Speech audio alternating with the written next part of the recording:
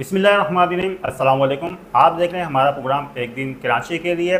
इस वक्त हम मौजूद हैं new Karachi town district centre और टाउन नाज़िम मोहम्मद यूसुफ भाई हमारे साथ मौजूद हैं।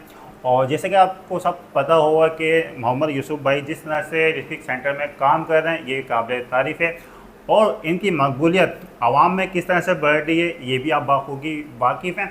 और मज़ीद जानते हैं कि आवाम के लिए यूसुफ भाई क्या कहना चाहते हैं। अस्सलाम वालेकुम। वालेकुम अस्सलाम। सर क्या कहना चाहेंगे, माशाल्लाह आपके काम को देखते हुए आवाम में इतनी आपको पजराई मिल रही है, इसके बारे में क्या कहेंगे आवाम के लिए आप? सबसे पहले तो मैं अहद न्यूज़ आपके चैनल का शुक्रिया अदा करता हूँ कि आज आपने मौका दिया और आप मेरे पास तशरीफ़ लाए। देखिए आवाम ज़हर न्यू कराची टाउन की अगर खसूसियत के साथ बात की जाए तो अरसे दराज से न्यू कराची नज़रअंदाज होता रहा है। डिस्ट्रिक्ट का जो पूरा निज़ाम रहा डीएमसी के ज़माने के अंदर, उसमें न्यू कराची टाउन में तो काम सिरे से हुआ ही नहीं। उसके बाद 2 साल एडमिनिस्ट्रेटर से रहे, उस दौर में भी काम नहीं हुआ। बल्कि अगर ये कहा जाए कि पिछले 15 साल में न्यू कराची टाउन के अंदर काम नहीं हुए। और न्यू कराची टाउन एक पसमानदा टाउन, न्यू कराची नज़रअंदाज होने वाला टाउन। अब जब अल्लाह ताला ने हमें मौका दिया और हमने काम का आगाज़ किया है तो लोगों के अंदर एक उम्मीद पैदा हुई है। लोग खुशी का इजहार करते हैं। मसाइल बेतहाशा हैं, लेकिन ज़ाहिर है कि अभी हमने काम का आगाज़ किया और इंशाअल्लाह अल्लाह ने चाहा तो आवाम को मायूस नहीं करेंगे, आवाम की उम्मीदों पे पूरा उतरेंगे इंशाल्लाह। ये हमें भी दिख रहा है कि जिस तरह से टाउन काम कर रहा है। लेकिन सर आपसे मैं एक बात और कहना चाहता हूँ कि हम देखें आप काम तो बेहतर कर रहे हैं, लेकिन अल्लाह वाले से लेके शफीक मोड़ तक तो जो सूरत है हर एक अरसे दराज से बहुत ज़्यादा ख़राब है। अब वहाँ पे जो हमारी आवाम सफ़र करती है, जैसे चिंकी रक्षों में करती है, प्राइवेट गाड़ी में सफ़र करती है, उसमें ऐसा होता है कुछ जो बुजुर्ग होते हैं उनको काफ़ी ज़्यादा परेशानी होती है, ख़वातीन होती हैं बीमार होती हैं उनको काफ़ी ज़्यादा परेशानी होती है और हमने देखा है कि हादसों का भी शिकार हो जाते हैं। तो उसके ऊपर टाउन किस तरह से काम कर रहे हैं इसके लिए भी थोड़ी सी आप रहनुमाई कर दें हमारी। अच्छा देखिए, ये जो पूरा बल्दियाती निज़ाम है इसमें एक तरफ केएमसी है, टाउन है और यूनियन काउंसिलें हैं। जी जी। इन तीनों लेयर्स के दरमियान कामों की और चीज़ों की तकसीम है।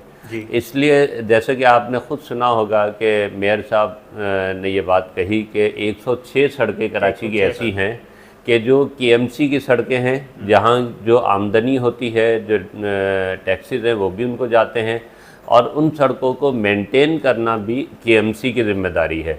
न्यू कराची टाउन जो है उसकी वाहिद सड़क 7000 रोड जिसका आप तस्करा कर रहे हैं, जो अल्लाह वाली से शफीक मोड़ तक है, ये केएमसी की सड़क है। इसके नाले जो है वो केएमसी के नाले हैं।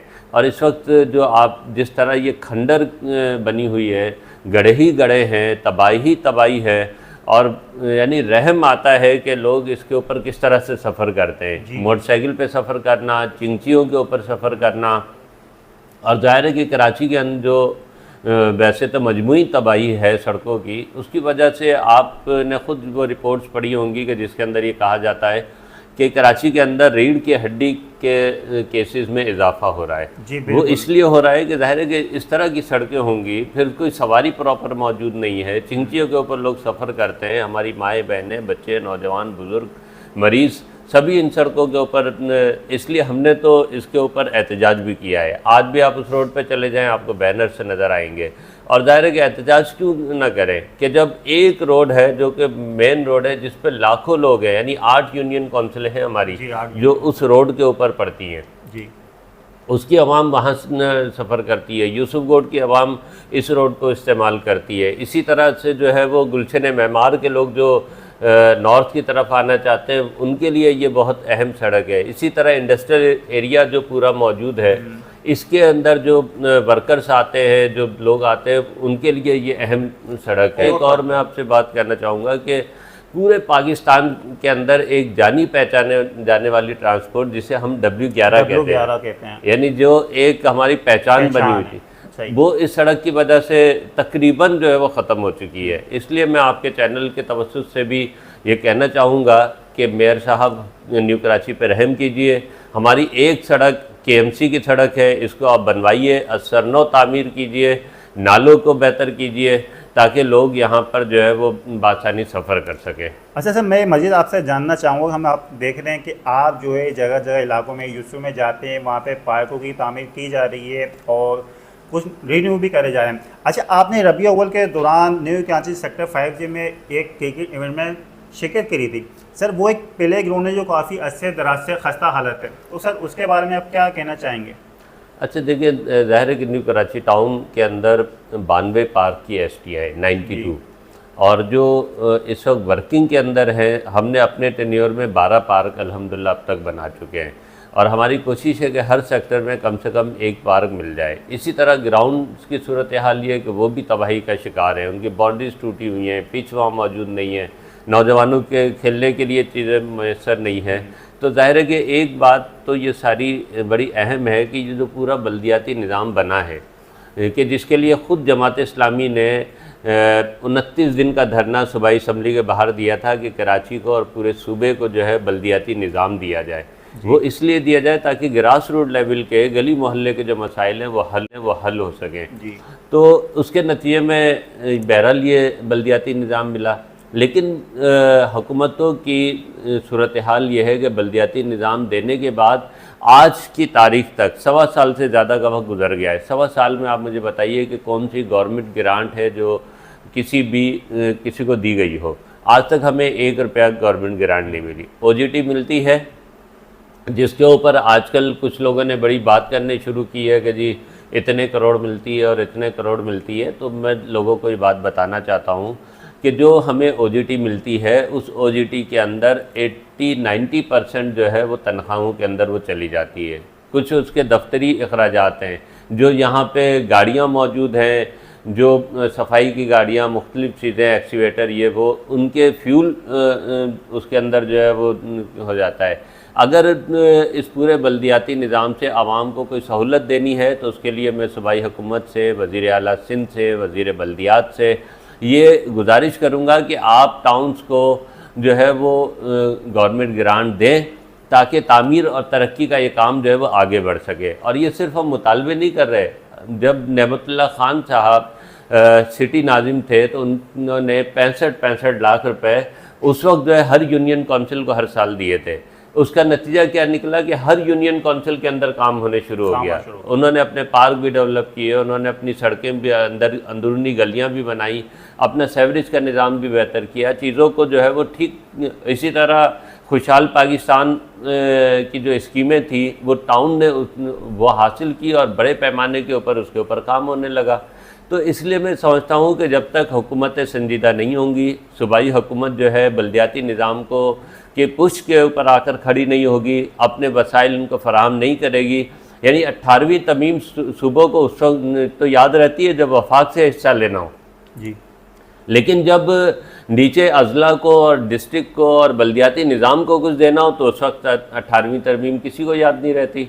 तो इसलिए मैं मुतालबा करता हूँ कि फौरी तौर पे न्यू कराची टाउन को कम से कम 5 अरब का ग्रांट दी जाए ताकि न्यू कराची के पार्क को, ग्राउंड को, सड़कों को, गलियों को और स्ट्रीट लाइट्स को और इस जो हमारे KMC के स्कूल्स हैं उनको, हमारी डिस्पेंसरी हैं, लाइब्रेरियाँ हैं, इन सब को बेहतर करने के लिए एक ख़ती रकम की ज़रूरत है। और मैं समझता हूँ कि सूबाई हुकूमत के लिए कोई बड़ी बात नहीं कि वो 5 अरब की ग्रांट हमें जो है वो दें। अच्छा, मैं बताना चाहूँगा कि टाउन नाज़िम मोहम्मद यूसुफ भाई जगह जगह पे जाके विज़िट करते हैं और काम कर रहे हैं कि आवाम को भी एक उम्मीद की किरण नज़र आ रही। और हम मज़ीद जाने सर इंकरेजमेंट के हवाले से आप किस तरह से काम करें? जगह जगह हम देखते हैं कि तजाजुज़ बड़े पड़े हैं, जैसे सिंडी होटल है, ये 5 नंबर की मार्केट है, नाला स्टॉप है, UP में हो रहे, और टाउन के इख्तियार में भी हमें जो है इंकरेजमेंट नज़र आती है। तो इस पर टाउन किस तरह से काम कर रहे हैं सर? अच्छा देखिए, जैसा कि मैंने इब्तिदा में अर्ज़ किया कि जो बिगाड़ है वो बहुत बड़ा बिगाड़ है, पिछले 15-20 साल का बिगाड़ है। यानी कोई लाकानूनियत है ना यहाँ पे कि जिसका जैसा दिल चाहता है वो वैसा कर रहा होता है। यानी हमने बहरहाल जब से हम आए, लेकिन एक मसला बुनियादी ये है कि बल्दियाती निज़ाम को अगर आप इन पावर नहीं करेंगे, तमाम इदारों को बल्दिया के मातहत नहीं करेंगे, मैं तो कहता हूँ कि पुलिस को मेयर और टाउन चेयरमैन के मातहत होना चाहिए जी। और जब ये मातहत होगी तो बहुत सारी जो एक्टिविटी होती है, बहुत सारे जो काम है, उसके अंदर कानून नाफिज करने वाले इदारों की ज़रूरत होती है। मुझे बताइए कि टाउन चेयरमैन के कहने के ऊपर पुलिस कितना रिस्पांस करती है और रेंजर्स कितना रिस्पांस करती है। जब वो रिस्पांस नहीं करेगी तो आप मुझे बताइए कि जो कुछ हालत की हुई है पूरे न्यू कराची टाउन की, क्या मैं सिर्फ अपने निहत्ते वर्कर्स को, इंक्रोचमेंट के लोगों को भेज दूं और वो जाके उनको वहाँ से रिमूव करवाएं, जिनके पीछे माफियाएं मौजूद हैं, जिनके पीछे पार्टियां मौजूद हैं, और कोई एक ठेला आप मुझे दिखा दें जो बगैर किसी सियासी मुदाखलत और सियासी सरपरस्ती के बगैर लगा हुआ हो, उसके पीछे कानून नाफिज करने वाले इदारों की काली भेड़ें भी उनके ऊपर उनकी सरपरस्ती करती हैं, और सवाल टाउन चेयरमैन से किया जाता है कि वो बताए कि इंक्रोचमेंट क्यों है। तो इंक्रोचमेंट तो होगी कि जब कानून नाफिज करने वाले उनके पुश के ऊपर, और टाउन चेयरमैन के तो आपने हाथ बांधे हुए, उनको तो आपने कोई इख्तियार नहीं दिया है। यानी न्यू कराची का सबसे बड़ा मसला अगर मैं अर्ज़ करूँ तो वो ये है कि सेवरेज का निज़ाम है, एक सेवरेज का निज़ाम है, और सर पीने के पानी का एक बहुत बड़ा इशू है जो अभी हाल ही दिन में हमारे काफ़ी सारी कंप्लेन आई है new Karachi sector 5J Mustafa colony से कि DK मोड़ से वहाँ से पानी की लाइन जो है नाले के अंदर से आ रही है। अब वो लाइन जो बुरी तरह से डैमेज हो गई, घरों के अंदर जो है एकदम गटर का पानी आता है। अब गटर का पानी थोड़ा बहुत साफ होता है तो उसमें इतनी ज़्यादा स्मेल होती है कि पीने के लायक नहीं होती। अब देखें कि उसी पानी से घर में कपड़े धुलने हैं और खाने के लिए बर्तन धुलने हैं, अब उसमें कितने ज़्यादा जरासीम होंगे और लोग नमाज़ पढ़ने किस तरह से जाएंगे उस गड्ढे के पानी से। अच्छा देखिए, मैं अर्ज़ करूँ कि मैं जो बुनियादी बात कर रहा हूँ कि इदारों को टाउन के और बल्दियाती नुमाइंदों के मातहत होना चाहिए, यही खला है कि जो चीज़ों को बेहतर नहीं करने दे रहा। अगर मैं बहुत वाज़ेह और दो टोक अंदाज में ये बात कहना चाहता हूँ कि water and sewerage board Karachi की तबाही का, इंफ्रास्ट्रक्चर की तबाही का सबसे बड़ा जिम्मेदार है। यानी सेवरेज का निज़ाम कोई है ही नहीं हमारे पास, बिल्कुल भी नहीं है। 50-55 साल पहले सिस्टम डला था और अब वो बिल्कुल खस्ता हो चुका है, बर्बाद हो चुका है। और मसला ये है कि वाटर एंड सेवरेज बोर्ड किसके मातहत है, आप मुझे बताइए। मेरे मातहत तो नहीं है। जो इख्तियार आपका जितना उसके ऊपर है, जिस तरह से आप उससे काम ले सकते हैं, मेरा भी उधर नहीं इख्तियार है। मैं टाउन चेयरमैन हूँ जी, आवाम के वोटों से आया हूँ, लोगों ने मुझे जो है मुंतखब किया है, लेकिन उनका जो सबसे बड़ा मसला सेवरेज का है, वो सेवरेज का महकमा मेरे मातहत नहीं है। पानी का जो पूरा निज़ाम है वो मेरे मातहत नहीं है। कचरा उठाने का जो पूरा निज़ाम है वो मेरे मातहत नहीं है। तो जब सूबाई हुकूमत, दुनिया में कहाँ पर होता है कि सेवरेज का निज़ाम जो है सूबाई हुकूमत के पास हो? दुनिया में कहाँ होता है कि जो है वो कचरा उठाने का निज़ाम जो है सूबाई हुकूमतें उठाती हो? यानी सूबाई हुकूमतें इतनी फारिग हैं कि वो कचरा उठाएंगी, तो बल्दियाती नुमाइंदे क्या करेंगे? जी बिल्कुल सही। तो बल्दियाती जो पूरा निज़ाम बनाया है उसके मातहत वाटर एंड सेवरेज बोर्ड को होना चाहिए। हमने कहा ठीक है, आज अगर मुर्तज़ा वहाब साहब चेयरमैन है वाटर एंड सेवरेज बोर्ड के, तो ये हमारे 29 दिन के धरने के तुफैल है। अगर वो धरना हमने ना दिया होता तो वो चेयरमैन भी नहीं होते वाटर एंड सेवरेज बोर्ड के, ये बराह रास्त सूबाई हुकूमत के पास ही उसी तरह से मौजूद होता है। लेकिन हमारा मुतालबा ये भी है कि इसको डिवॉल्व किया जाए और एक्सचेंज को, चाहे वो वाटर का हो या सेवरेज का हो, उसको टाउन चेयरमैन के मातहत किया जाए। उसके फंड जो इस्तेमाल हो वो टाउन चेयरमैन की गाइडलाइन के उस पर जो है वो खर्च हो, तो उसके नतीजे में चीज़ें बेहतर होंगी। लेकिन बात यह है कि आज 1.25 साल के अंदर मैं दावे के साथ ये बात कहता हूँ कि वाटर एंड सेवरेज बोर्ड ने न्यू कराची टाउन में 4 करोड़ का काम नहीं किया। लेकिन मेरी डोमेन नहीं है, मेरा काम नहीं है सेवरेज का जी। और आप ये, मैं ज़ाहिर है कि मीडिया के ऊपर दो टोक की बात कह रहा हूँ, तो ऐसा नहीं कि मैं कोई ढकी छुपी बात कर रहा हूँ। दुनिया इस बात को जानती है कि वाटर एंड सेवरेज बोर्ड किसी टाउन चेयरमैन के मातहत नहीं है, उसकी डोमेन में नहीं है। लेकिन उसके बावजूद वाटर एंड सेवरेज के ऊपर मैं 4 करोड़ रुपये खर्च कर चुका हूँ। क्यों? इसलिए कि लोगों ने हमें उम्मीद के साथ मुंतखब किया है, लोगों ने हमें वोट दिया है। मैं कैसे गवारा कर लूँ कि मेरे लोग के घरों के अंदर सेवरेज का पानी जा रहा हो, उनकी गलियों के अंदर सेवरेज का पानी बह रहा हो, लेकिन वो इदारा मेरे मातहत नहीं है, वो मेरे सामने जवाबदेह नहीं है, मैं उसको कोई हुक्म नहीं दे सकता, मैं उसके से काम नहीं ले सकता। तो आखिर ये कैसा लूला लंगड़ा किस्म का निज़ाम बनाकर जो है वो, और उससे चाहते ही हैं। और फिर मज़े की बात यह है कि बहुत ही अक्लमंदी के साथ, बहुत ही होशियारी के साथ पूरा वाटर और सेवरेज के जितने मसाइल हैं उसको टाउन चेयरमैन के सर मारने की कोशिश की जाती है। यूसी के जितने लोग, यानी इनके अपने लोग, यानी पीपल्स पार्टी के लोग जो है लोगों को गाइड करते हैं कि जी अगर तुम्हारा पानी का मसला है तो जाके यूसी के ऊपर चढ़ाई करो, यूसी की तरफ जाओ, यूसी चेयरमैन करेगा। अरे मेरे भाई, जब आपने सूबाई हुकूमत के पास वाटर एंड सेवरेज रखा है तो फिर कंप्लेन करो जाकर वहाँ। इसको तो टाउन चेयरमैन और यूसी के मातहत होना चाहिए। यानी एक कुंडीमैन यूसी चेयरमैन की बात ना सुने तो आप मुझे बताएं कि सेवरेज का मसला कैसे हल होगा। जी जी नाज़रीन, जैसे कि आप देखें टाउन नाज़ीम मोहम्मद यूसुफ भाई हमारे साथ मौजूद थे। इनसे हमने तफसीली बात की सीवरेज के हवाले से, पानी के हवाले से और इंक्रोचमेंट के हवाले से।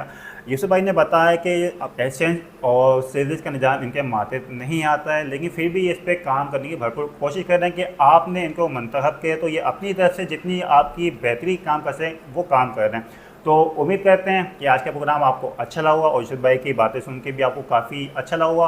और कोई राय देना चाहे तो कमेंट्स करके अपनी राय दे सकते हैं। इसके साथ ही अपने मेज़बान मोहम्मद इकबाल, कैमरामैन शाह आमा और ज़ुहैब कुरैशी को दीजिए इजाज़त। अल्लाह हाफिज़।